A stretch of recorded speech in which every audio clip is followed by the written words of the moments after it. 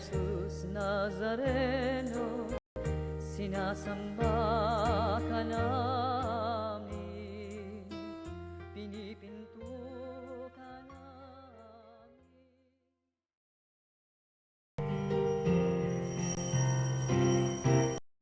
Bayan muling magtipon, awitan ng Panginoon. Sa piging sariwain, magliligtas niya sa atin.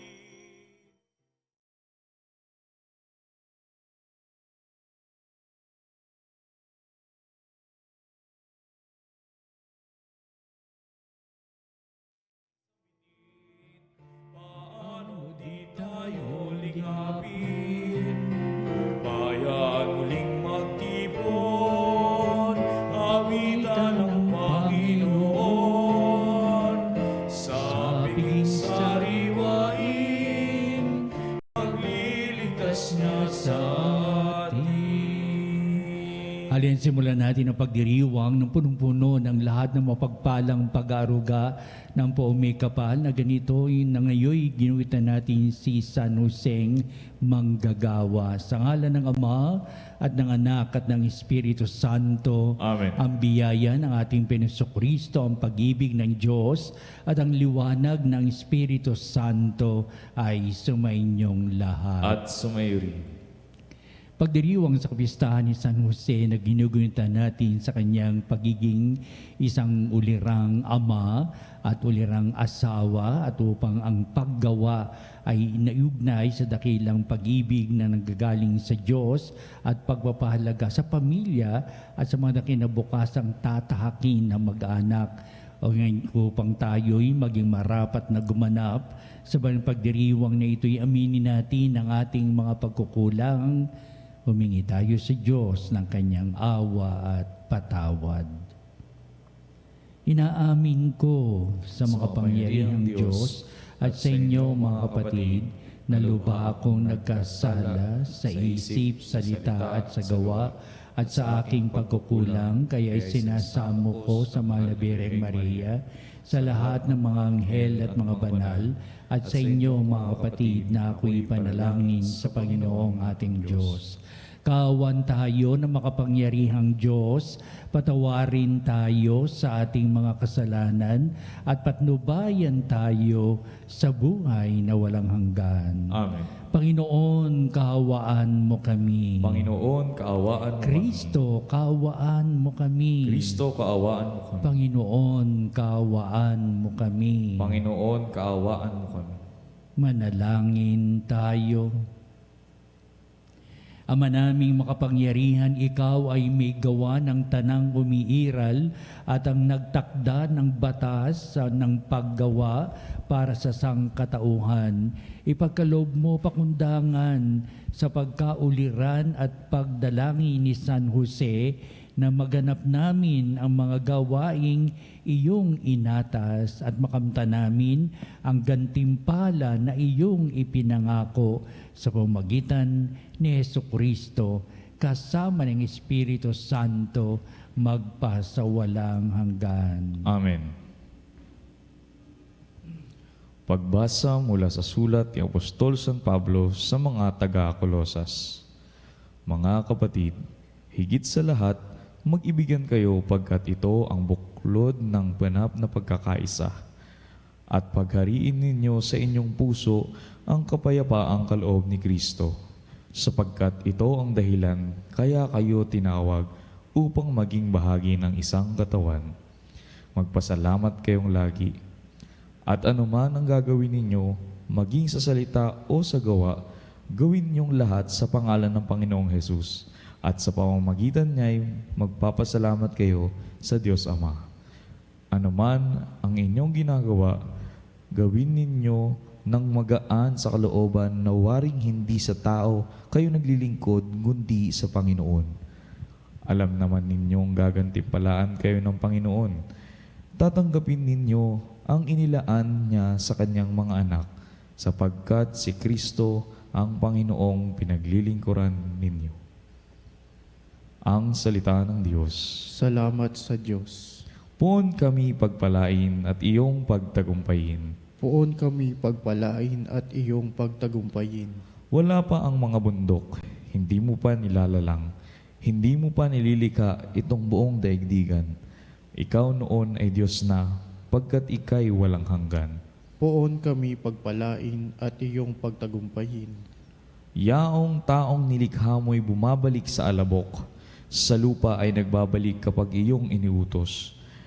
Ang 1,000 mga taon ay para bang isang araw.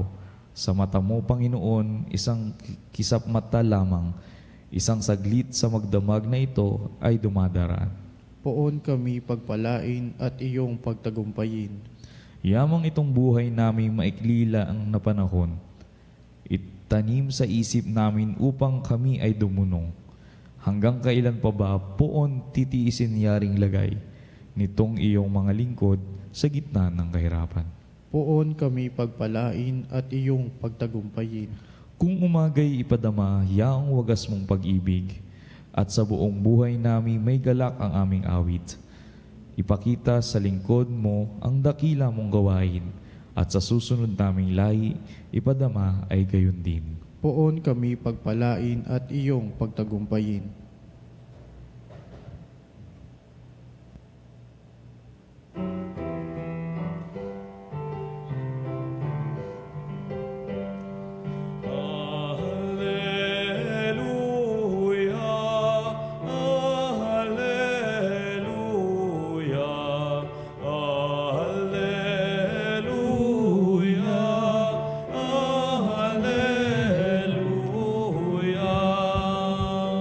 Sumainyo ang Panginoon. At sumayo Ang pagpapahayag sa Ebanghelyo ayon kay San Mateo. pagpuri sa iyo, Panginoon. Noong panong iyon, umuwi si Jesus sa kanyang bayan at nagturo sa kanilang sinagoga. Nagtaka ang mga nakarinig sa kanya. Sabi nila, saan kumuha ng karunungan ng taong ito? Paano siya nakagagawa ng kababalaghan? Hindi ba ito ang anak ng karpintero? Hindi ba si Maria ang kanyang ina at sina Santiago, Jose, Simon at Judas ang kanyang kapatid na lalaki? At dito nakatira ang kanyang mga kapatid na babae, hindi ba? Saan niya natutunan ang lahat ng ito? At ayaw nilang kilanlin siya. Kaya sinabi ni Jesus sa kanila, ang propeta ay iginagalang kahit saan, liban sa kanyang sariling bayan at sa kanyang sariling sambayan. At dahil sa hindi nila pagsampalataya, hindi siya gumawa roon ng maraming kababalaghan. Ang mabuting balita ng ating kaligtasan. Pinupuri ka namin, Panginoong Hesukristo. Maligayang kapistahan ni San Jose manggagawa ngayon, May 1, kaya sinabing May 1 Labor Day. Iugnay naman natin ito sa buhay ni San Jose na talagang naging tunay na huwaran sa paggawa, sa pagiging isang butihing asawa ni Maria at butihing ama ng ating Panginoong Jesucristo na kinilala silang anluwagi or karpintero o ganito yung kanilang hanap buhay. Kaya napakahalaga nitong ating pagtanaw, pagbabalik kaalaman natin kay San Jose na siyang tinatampok sa buong araw na ito at sa tuwina na babanggit ang kanyang pagiging isang ama at tunay ngang haligi ng tahanan sapagkat may kanalaman ito sa paggawa. Para sa gayon ay nakatayo ang tahanan sa isang napakagandang pedestal ng anuman ang kailangan ay merong sustansya o kaya'y merong tumutugon sa kanilang mga pangailangan. Kaya heto ngayon ang ating mabuting balita hango kay San Mateo na minsan umuwi ang ating Panginoong Jesucristo sa kanyang bayan, sa kanya at nagturo sa kanilang sinagoga, ano pa't napagkakitaan nakita nila kay Kristo ang isang karunungan at nagtanong sila saan galing itong karunungang ito, the wisdom of God. Pinapakita na sa ating mabuting balita na noong paman sa maraming pahayag tungkol kay Kristo ay ang nagpagiging galing sa Diyos. Galing sa Diyos ang kanyang karunungan. Galing sa poong may kapal ang kaalaman na kanyang ipinahahayag, ipinangangaral sa tao. At itong kanyang ipinangangaral at karunungan galing sa Diyos, hindi lamang bukang bibig, kung hindi yan ay yan ay nagpapakita rin kung ano ang dapat na ganapin, gawin. Ibig sabihin, a man is full of action coming from the wisdom of God. Kaya ito yung karunungan ng Diyos para ihatid sa mga tao na ang paggawa ay may angking karangalan. Yan ang napakahalaga sa araw na ito ng ating pagdiriwang, ang dangal ng paggawa. Ang dangal ng paggawa ay mayroong pagpapanibagong naganap sa buhay ng kasaysayan ng mundo. Simula pa noong na nakasala si Eva at saka si Adan, naparusahan sila at upang ipahayag na hindi sila kakain ng hindi manggagaling sa kanilang pinangtrabahuan. Ibig sabihin, isa sa mga kaisipan o karunungan umiral noong araw, ang paggawa ay isang parusa.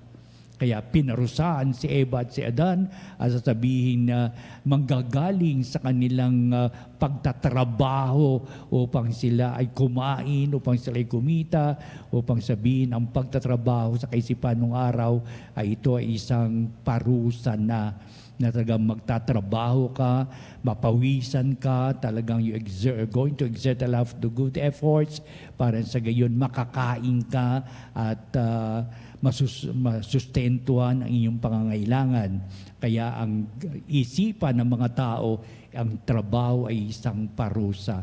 Pero nagdaan ang maraming panahon at nakita ito lalong-lalo na sa pagdating na ating Panginoon Kristo sa kanyang mga paggawa ng kabutihan para sa kanyang kapwa. Dito ipinahayag ng mga tao may kakaibang karunungan ng tao na ito sapagkat nakikita namin sa kanyang salita at gawa ang magandang buhay, pagpapala ng Diyos.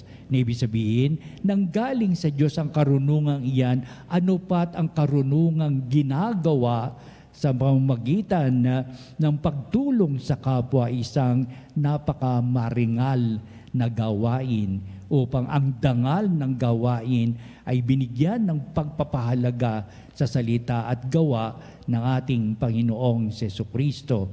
Kaya humanga sila sa pagsasabi nila, tinan mo si Kristo, siya'y makapangyarihan sa salita at sa gawa. Makapangyarihan sapagkat mayroong pinapaliwanag si Kristo na hindi maintindihan siguro ng kanyang mga tagapakinig, ng kanyang masampu, ng kanyang mga alagad. Kaya nakikita ko anong ginagawa niya. Kung may ginagawa naman siya at hindi maintindihan, kung ano ibig sabihin ng kanya ginagawa, ay pinapaliwanag naman niya.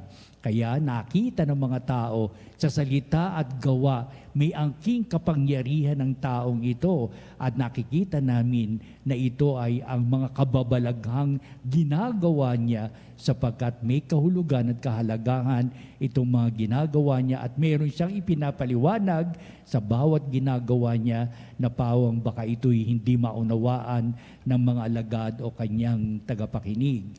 Kaya sa unang bahagi ng ating mabuting balita, binigyan daan ng ating Jesucristo ang dangal ng pagtatrabaho. Ano pat, ito ang pinalaki sa pagpapalaki kay Jesucristo ng kanyang ama sa lupa, sa balat ng lupa, wala iba kundi si Jose. Kaya kinilalang Jose manggagawa sapagkat siya isang anluwage, sapagkat siya ang padre di pamilya at talaga naghahanap buhay para sa pamilya ni Maria at saka ni Jesus. Kaya sabihin, saan pa ba nanggaling ang ganitong higit na pangunawa sa dangal ng gawain, kundi nanggaling ito kay San Jose.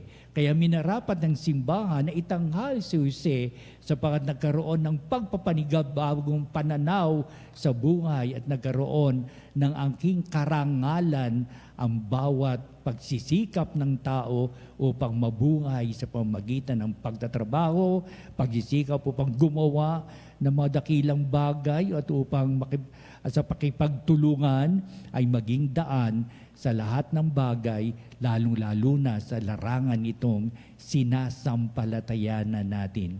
Alam ba ninyo na kung may dangal ang trabaho, nabibigay din ang dangal ng katauhan ng tao upang sabihin sa paggawa, nabibigyan ng karangalan ang tao, dignify the way of life, of the human life, upang sabihin, iyan ang babagtasin ng tao, upang sa gayon ay pinahayag ng Diyos ang mga bagay na ito sa kalipunan na dapat pagsikapan ng mga taong itataguyod sa kanyang buhay araw-araw, sa buong buhay niya.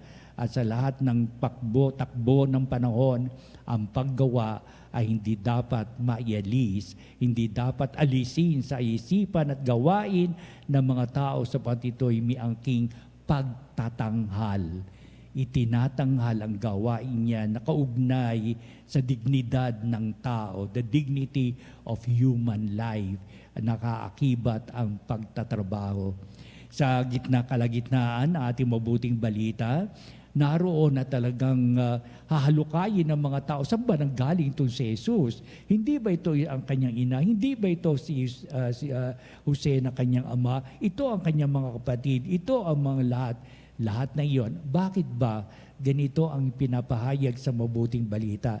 Bakit may pagtatanghal? Una, sa kanila ba galing ang karunungan ni Jesus? At kapag siya ay nagsalita, sabihin parang si nanay ang nagsasalita. Hindi ba? May magandang mga bagay. Ano bang pag-uugali meron ng taong ito? Parang pag-uugali ng kanyang ama. Kaya may pagdadawit ito sa mga ama, sa ina, upang sabihin ng mga tao, wala naman ganyan sa mga kaanak. Pero napakahalaga ang talaangkanan ng ating Panginoon. Ano ba nakita nila? Nakita nila na ang talaangkanan ni Kristo ay si Kristo ay nanggaling sa mabubuting mga tao. Kaya kabutihan, kalakip ang kabanalan, at nang sa gayon, maitanghal ang tunay na kahulugan ng buhay na nakita nila kay Hesus Kristo, sapagkat yung mga taong binabanggit ay taong may makangking kagandahan ng buhay, pagpapala man din. At upang sabihin, ang mga taong binabanggit nila dito, na binabanggit si Simon, si Jose, si Judas, si Santiago, mabubuting mga tao yan na kilalang kilala ng mga tao, ng mga kaibigan, ng mga pamilya, upang sabihin, bakit nga sa kanya lang nanggaling, mga pininsan ni Kristo ito, galing ito sa mabubuting angkanan. Kaya ano pat, sa nanggaling sa mabuting angkanan, heto si Kristo at isang mabuti at mabait na tao. At ang katalinuhang nanggagaling sa kanya ay katalinuhang nanggagaling sa Ama. Kaya ito yung mga sangkap ng kanilang pagkilala. Pero iba naman ay talagang ayaw nilang tanggapin ang ating pong Kristo. Kapag ayaw tanggapin nila si Kristo, ay hindi rin tatanggapin ang kanilang mga kaanak. Kaya iba-iba ang nasa puso't isipan ng tao kung paano bibigyan ng pagtingin at pagtunghay ang buhay ng ating Panginoong Kristo. Sila ba'y nananampalataya o tinitingnan na lamang nila ang kilos at gawa ni Kristo at wala na? Hindi ba nila alam na si Kristo ay naggaling sa Ama, siya hinubog ng Ama sa ganitong landasin, at at the same time hinubog ng kanyang pamilya at kaanak at lahat ng bagay upang sabihin nahubog ng lipunan sa isang mabuting kapaligiran, sa isang mabuting pag-uugali. Ano pa't nilakipan ito ng pagkilala sa Diyos upang sabihing mabuti at banal ang taong ito. Kaya ito yung mga pahayag. Nagtataka sila, bakit ganito si Kristo, pero ayon lang usisayin na kailang sarili. Ano ba ang palagay mo? Ano ang pagkilala mo kay Jesus? Hanggang sa kasalukuyan ko, ito yung ating mga tanungan. How do you say, who is Jesus Christ in your life? What can you say about Jesus Christ in your life? Mahalaga na ito'y maging katanungan natin ng bawat isa sa ating kapanahunan upang balikan natin na naging buhay ni Kristo. Lalong-lalo na kanyang pinanggalingan si Maria at si Jose. Lalong-lalo yung pinanggalingan niya mga kaanak at ang mga sambuting balita, ang mga pininsan ng ating Panginoon Kristo na si Jose, si Simon, si Judas, si Santiago, yung mga taong ito. At may babae din na mga pininsan, sabihin tala ang kanan ng ating Panginoong Kristo, tuning ang mabubuting mga tao at nananampalataya sa Diyos. Sa huling bahagi ng ating mabuting balita, ito yung aking di maging katanungan. Ito ba katanungan ni Jesus o isang deklarasyon na talagang ganito nangyayari? Na walang propeta na tinatanggap sa kanyang sariling bayan o kanyang sariling sambayan. Ito ba talagang declaration o isang katanungan?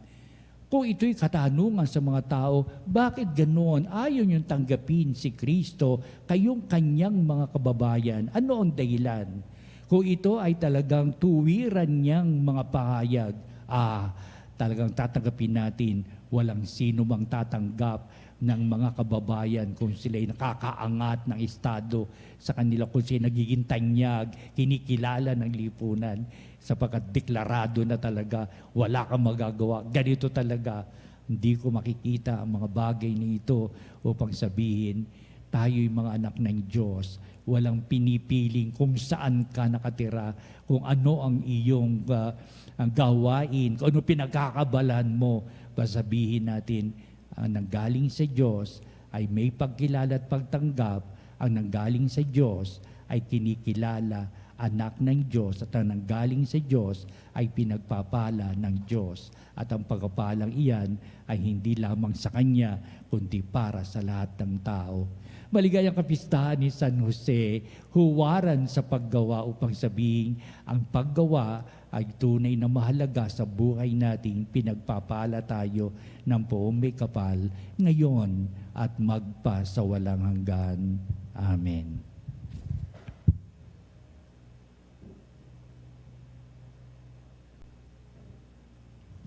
Halina makabanalig, dumulog tayo sa Diyos sa lahat ng ating mga kahilingan at upang mapangatawanan natin ang lahat ng mapagpalang pag-aaruga ng Diyos at isabuhay sa isang patuwid na pamumuhay sa paggawa at sa paghubog ng katauhang anak tayo ng Diyos.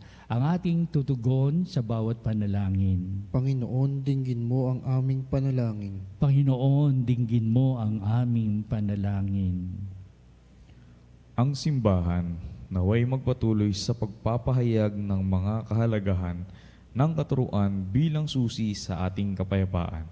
Manalangin tayo sa Panginoon. Panginoon, dinggin mo ang aming panalangin. Ang mga pinuno ng pamahalaan at mga ekonomista naway magsikap para sa makatarungang pamamahagi ng mga yaman at mataguyod ng dangal ng lahat ng mga tao.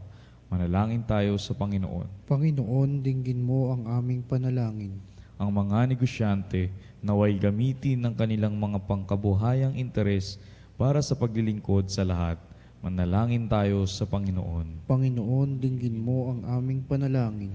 Ang mga dukha at mga walang hanap buhay naway makatagpo ng marangal na paraan ng ikabubuhay. Manalangin tayo sa Panginoon. Panginoon, dinggin mo ang aming panalangin.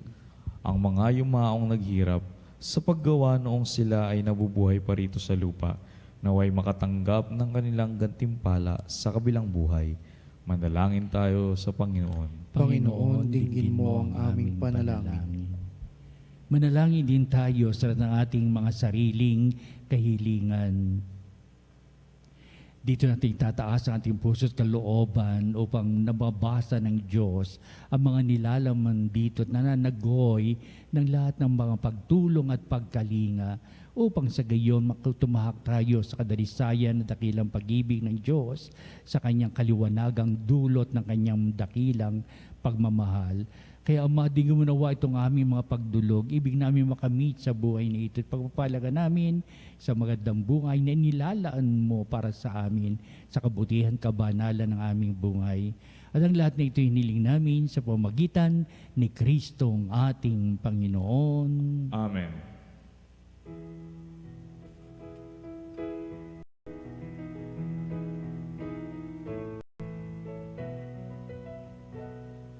Ang himig mo, ang awit ko, lahat ng ito'y nagmula sa iyo. Muling ihahanda.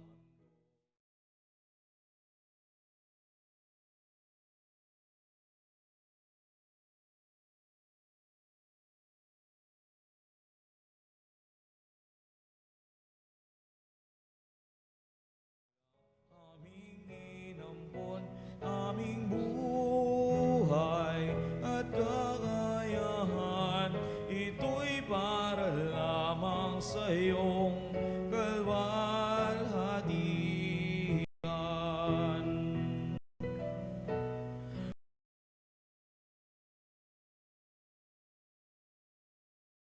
Ay mata mo lamang ang pag-ibig mo.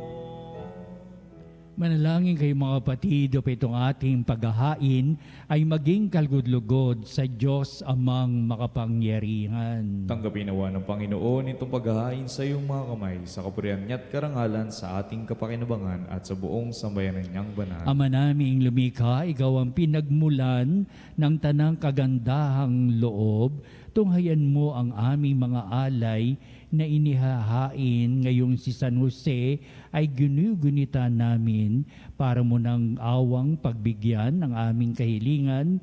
Kami naway itaguyod at tulungan ng mga handog na aming inialay kasama ng Espiritu Santo magpasawalang hanggan. Amen. Sumainyo ang Panginoon. At sumayo rin. Itaas sa Diyos sa inyong puso at diwa. Itinaas na namin sa Panginoon. Pasalamatan natin ang Panginoong ating Diyos. Marapat na siya ay Ama pasalamat. naming makapangyarihan, tunay nga marapat na ikaw ay aming pasalamatan. Ngayong aming pinagdiriwang si San Jose ang manggagawa. Niloob mong magpakasal kay Mariang Bireng Mahal, si San Joseng maasahan sa pananagutan upang may amang lumingap sa angkang kinabibilangan ng iyong anak. Sa kapangyarihan ng Espiritong Banal, isinilang ni Maria anak mong minamahal at para sa kanila si San Jose naghanap buhay. Kaya kaisa ng mga anghel, nagsisiawit ng papuri sa iwalang humpay sa kalangitan, kami nagbubunyi sa iyong kadakilaan.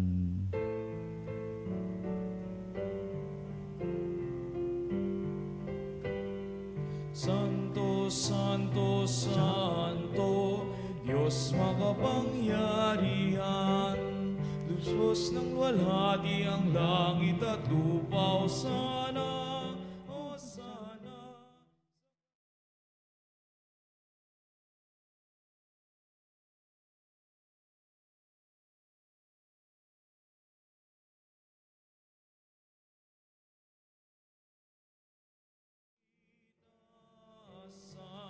Hosana, Hosana, sa kaitaasan.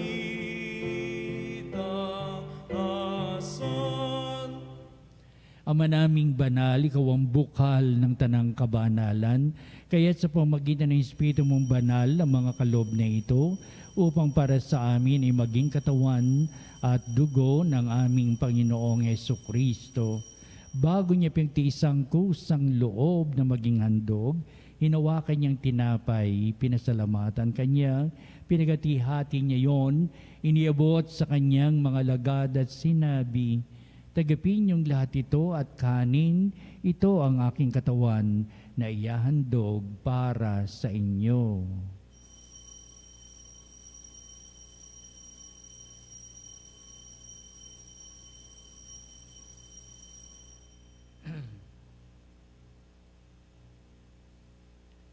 Gayun din naman, pagkatapos ng hapunan, hinawakan niya ang kalis, muli kanyang pinasalamatan, iniabot niya ang kalis sa kanyang mga lagad at sinabi, "Tagapin niyong lahat ito at inumin ito ang kalis ng aking dugo, ng bago at walang hanggang tipan, ang aking dugo na bubuhos para sa inyo at para sa lahat sa ikapagpapatawad ng mga kasalanan. Gawin ninyo ito sa pag-alaala sa akin."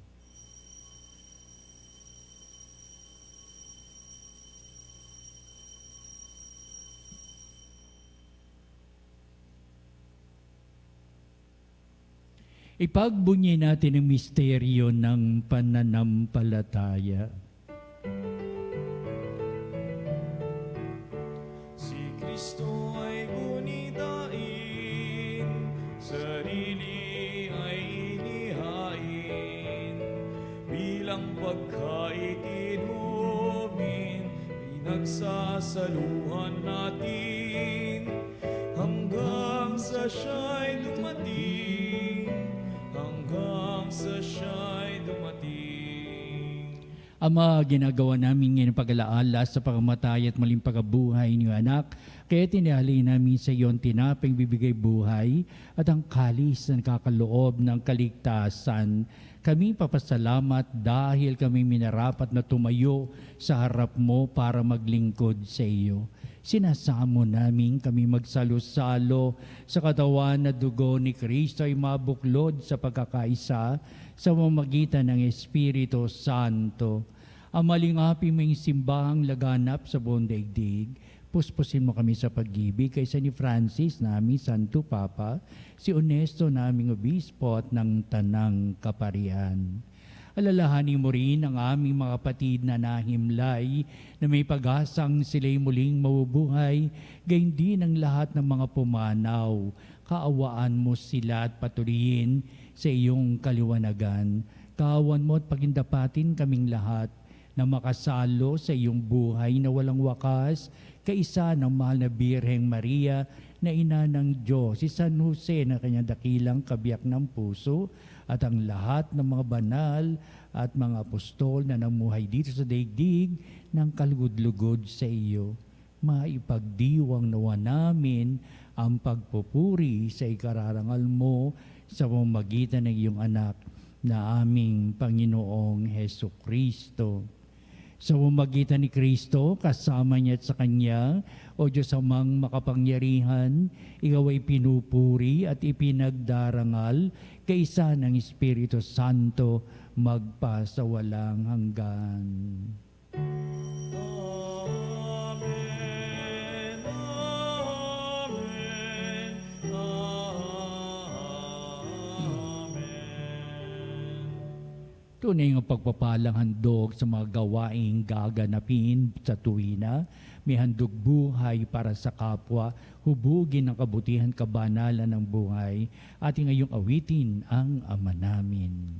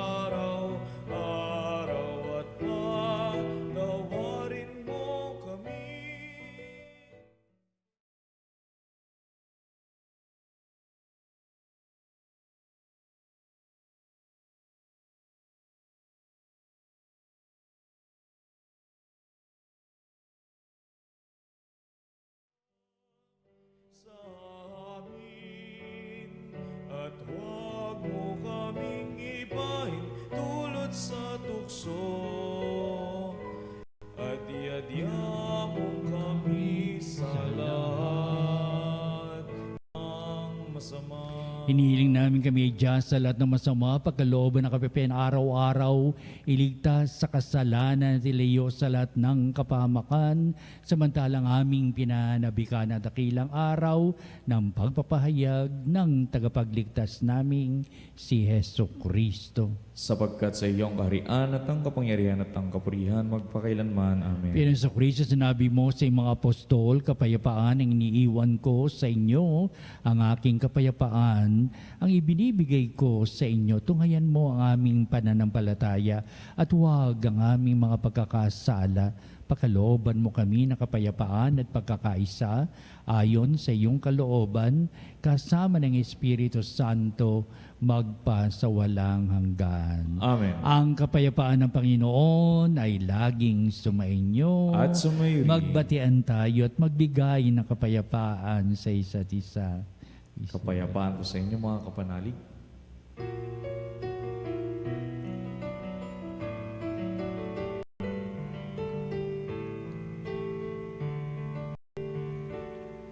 Kordero ng Diyos na nag-aalis ng mga kasalanan ng sanlibutan,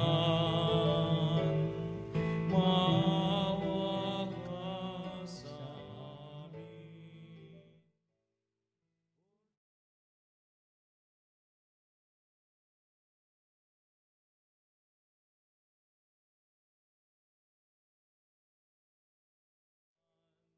Kaloy kami, Agnus Dei Kitolis, peccata mundi, dona nobis.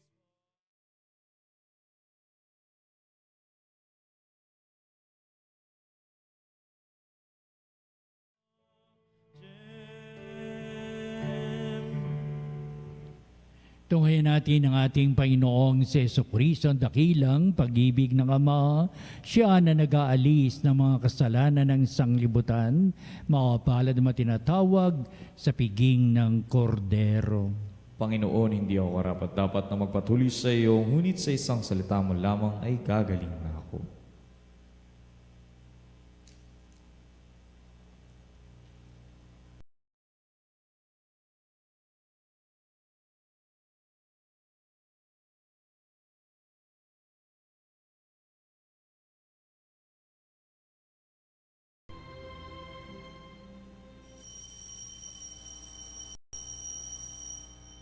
Mga kapanalig, ating dasalin ang komunyong espiritual.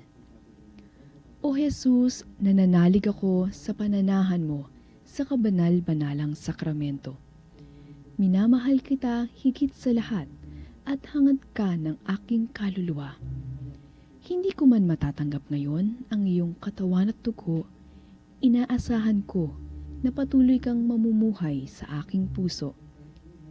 Naniniwala ako na narito ka at kaisa ka ng aking buong pagkatao. Huwag mong ipahintulot na mawalay ako sa iyo. Amen.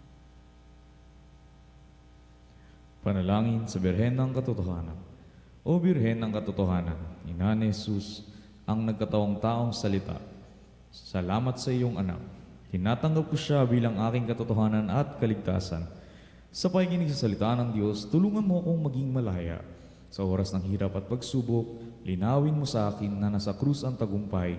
Sa aking paglalakbay, akayin mo ako sa buhay ng paglilingkod at sa buhay na ganap at kasiyasiya. Kupkupin mo ako at ang aking mga kapanalig na nakikinig, natututo at nagmamahalan. O Maria, Birhen ng Katotohanan, panalangin mo kami. O Jesus, ikaw ang daan, ikaw ang katotohanan, at ikaw ang buhay, ligtas mo kami. Amen. Amen. Manalangin tayo. Ama naming mapagmahal, kami iyong pinapagsalo sa banal na pakikinabang ay tumanggap nawang lubusan ng bungang walang maliw na kapayapaan sa pagtataglay namin sa katibayan ng iyong pag-ibig sa aming kalooban ayon sa halimbawa ni San Jose at sa pamamagitan ni Jesucristo kasama ng Espiritu Santo magpasawalang hanggan. Amen. Susunod po natin ang pagtatanghal sa kabarbanalang sakramento sa ating pagtatano at kalakip ang ating panalangin. At sa huli, ito ang magbibindisyon sa atin bilang pagtatapos itong ating banal na gawaing banal na misa.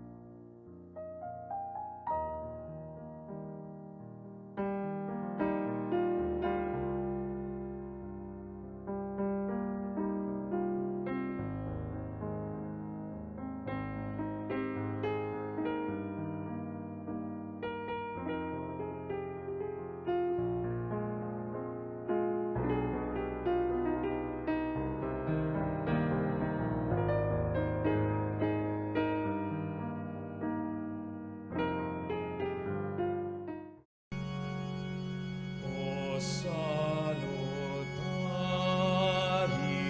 hostia, quae celi panis ostium, bella premunt hostilia, naromer per auxilium,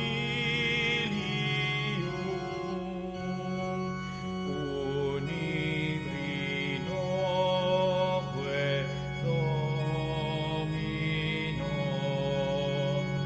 sit simpli terra gloria, qui vitam sine terminum, nobis donem in patria. Amen. Mga kapanalig, bilang isang bayang tinawag ng Ama kay Jesucristo na pinagbuklod sa iisang katawan, tayo'y manikluhod at sumamba sa Panginoong Jesucristo sa kabanalang sakramento sa altar. Sa sanaling ito ng pagpupuri at pagsamba sa banal na sakramento, alalahanin natin ang ating mga kapanalig na kasama natin ngayong nakikinig at nakasubaybay sa ating himpilan. Higit sa lahat ang ating mga may sakit at mga nakaratay sa banig ng karamdaman, ang mga nasa pagamutan at kanilang tahanan, at ang lahat na tanging sa Diyos lamang umaasa ng kagalingan. Gayun din, panalangin natin ang mananghinaan sa kanilang pananampalataya, ang mga nakararanas sa matinding kalungkutan, takot at pangamba, ang mga nawawala ng pag-asa at lakas ng kalooban. O Diyos, halina at kami tulungan. O Panginoon, magmadali ka sa iyong pagdamay. Papuri sa Ama at sa Anak at sa Espiritu Santo. Kapara noong una ngayon at magpasawalang hanggan. Amen. Purihin ang makapangyarihang Ama na nagsugo sa kanyang bugtong na anak upang tayo'y maipagkasundo sa Kanya. Pinupuri ka namin ngayon at kailanman. Purihin ang Panginoong Hesukristo, ang kordero ng Diyos na nag-alay ng Kanyang katawan at dugo bilang pagtubos sa sala ng tanan. Pinupuri ka namin ngayon at kailanman. Purihin ang banal na Espiritu, ang Panginoong nagpapabanal na pumupuspos at nagbibigay kagalingan sa lahat. Pinupuri ka namin ngayon at kailanman.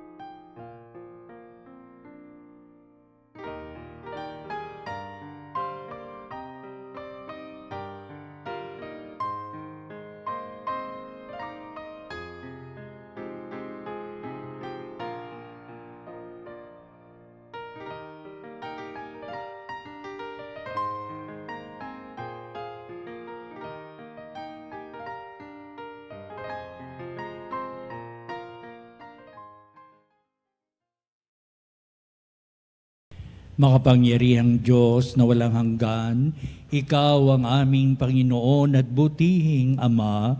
Sa iyong pagpapalay, pinagkalob mo ang lakas sa aming kahinaan. Tunghayan mo po na may kagandahang kalooban ng iyong mga lingkod na may sakit at karamdaman, ang mga nababalisa at nawawalan ng pag-asa, ang mga natatakot at nalulumbay at may matitinding suliraning taglay at pinagdaraan ng hirap sa buhay at ang mga nasa bingit ng kamatayan.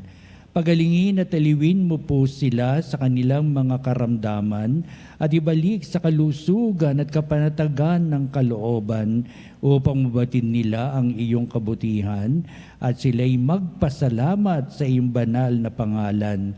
Hinihiling namin ito sa pamamagitan ni Kristong ating Panginoon. Amen. Panginoon, nagsusumamo kaming dalawin ang tahanang ito at alisin mula rito ang lahat ng mapanirang kapangyarihan ng kaaway. Manahanawa rito ang iyong mga banal at anghel upang panatilihin kami sa kapayapaan at sumaamin nawang lagi ang iyong pagpapala. Hinihiling namin ito sa pamamagitan ni Kristong ating Panginoon. Amen. Gawaran nawa tayo na makapangyarihang Diyos ng kapanatagan ng kalooban at mapayapang buhay. Amen.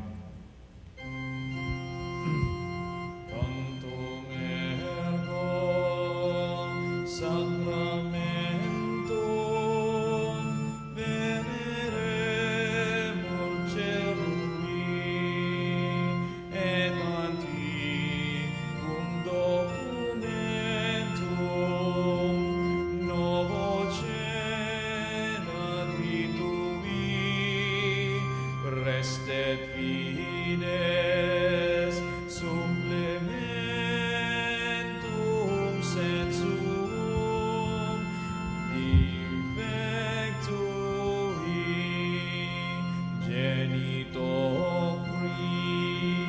genitoque lauset jubilatio alus honor virtus quoque sidet benedictio procedenti abut rogue compassit laudatio. Amen. Amen. Panem de cielo, prestitisti eis. Omne delectamentum insehabente. Oremus. Deus qui nobis sub sacramento mirabili, passiones tui memoriam reliquisti, tribue quesimus, itenes corporis et sanguinis, tui sacra mysteria venerari, ut redemptiones tui fructum, in nobis iudicer sensiamus, qui vives et reinas in saecula saeculorum. Amen.